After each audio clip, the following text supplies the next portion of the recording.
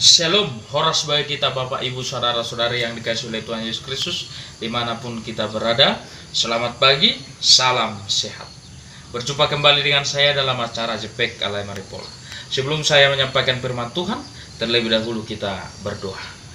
Bapa di dalam surga, kami bersyukur buat kasih karunia Tuhan yang menyertai kami, sehingga kami beroleh kesehatan pada pagi hari ini. Kami mau mendengarkan firman-Mu.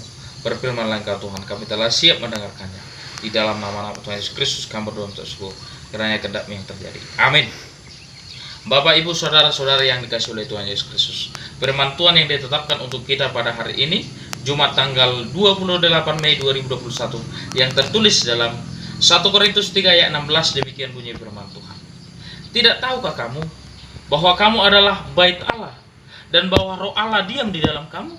Demikian bunyi firman Tuhan. Bapak Ibu Saudara-saudari yang dikasihi oleh Tuhan Yesus Kristus, Paulus mengatakan bahwa kita ini adalah bait Allah.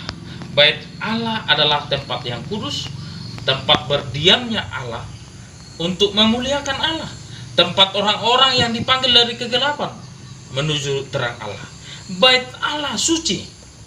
Untuk itu tidak ternoda. Dibaratkanlah kita manusia ini, tubuh kita ini adalah bait Allah. Sebagai bait Allah, tubuh kita ini harus kita manfaatkan ke hal-hal yang baik. Misalnya Bapak Ibu Saudara-saudari yang dikasihi oleh Tuhan Yesus Kristus, tangan kita ini jangan kita gunakan mencuri, membunuh, mengetik di handphone kita dengan kata-kata yang kotor, dan juga mulut kita juga jangan gunakan dengan kata-kata kotor, kata-kata yang menghancurkan, kata-kata yang membuat orang lemah, tetapi gunakanlah dengan hal yang baik. Mata kita juga, pendengaran kita juga, dan juga kaki kita, tubuh kita, semua totalitas dari diri kita, kita gunakan ke hal-hal yang baik. Karena Bapak Ibu Saudara-saudara yang dikasihi oleh Tuhan Yesus Kristus, dikatakan tubuh kita ini telah dibersihkan melalui kematian Tuhan Yesus Kristus di kayu salib. Itu yang dikatakan Paulus kepada jemaat Korintus di 1 Korintus 6 ayat 20. Sebab kamu telah dibeli dan harganya telah dibayar lunas. Sebab itu muliakanlah Allah dengan tubuhmu. Itu dikatakan memuliakan Allah dengan tubuh kita, karena kita sudah dibeli dan harganya telah lunas dibayar. Tubuh kita harus memuliakan Allah.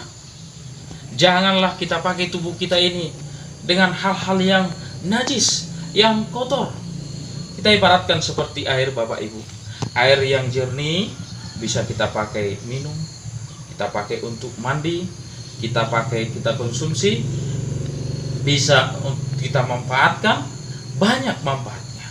Karena air itu air kehidupan ketika dia jernih.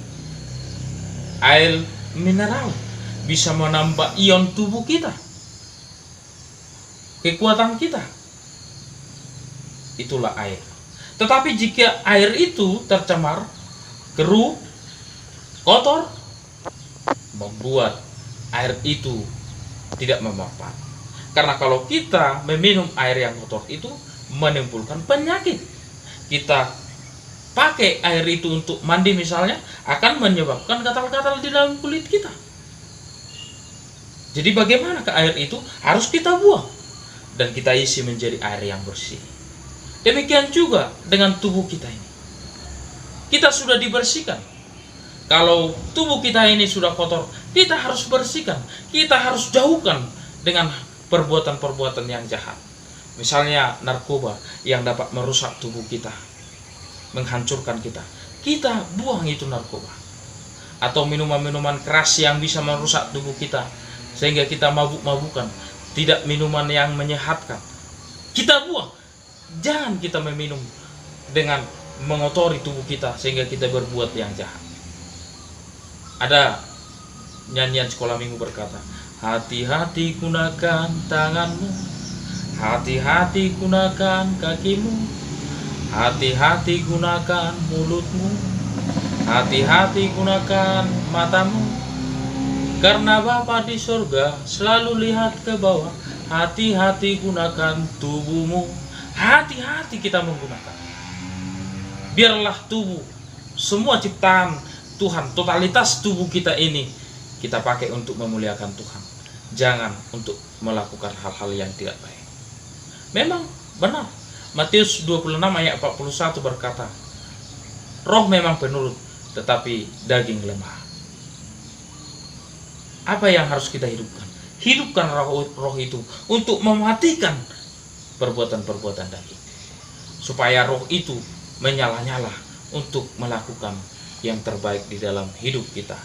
Itu Bapak, Ibu, Saudara-saudari yang dikasihi oleh Tuhan Yesus Kristus. Janganlah kita mau dikotori oleh perbuatan-perbuatan jahat. Janganlah kita kotori tubuh kita ini, sebab ini adalah bait Allah. Dan itu yang dikatakan Paulus kepada jemaat Korintus, karena terjadi stigma, perpecahan, terjadi skisma, terjadi juga di antara orang itu pencabulan. Diingatkan supaya kita pakai ke hal-hal yang baik. Tubuh kita menjadi berkat.